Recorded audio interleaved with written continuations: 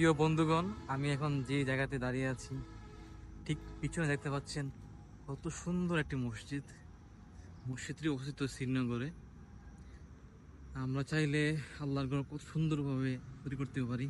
তো বাস্তব উদাহরণ হচ্ছে এই মসজিদটা। আমি অনেক আগে থেকে দেখে আসতেছি মসজিদটা, আজকে দেখার সুযোগ হলো কাছ থেকে আর কি। কোনো আশা হয় নাই, ছোট্ট একটা কারণে আসার সুবাদে মসজিদে আসতে পারছি। দেখলাম আল্লাহর ঘর কত সুন্দর হতে পারে। আমরা চাইলে কত সুন্দরভাবে এটা তৈরি করতে পারি।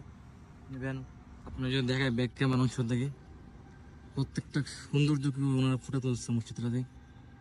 আপনার মসজিদ দেখেই ভালো লাগবে না। এসব থেকে নামাজ পড়লে এমনিতে মন দিল সব ঠান্ডা হয়ে যায়। কত সুন্দরভাবে কাজ করা হয়েছে মসজিদ, প্রত্যেকটা অংশ খুব যত্ন সহকারে করছে আর কি।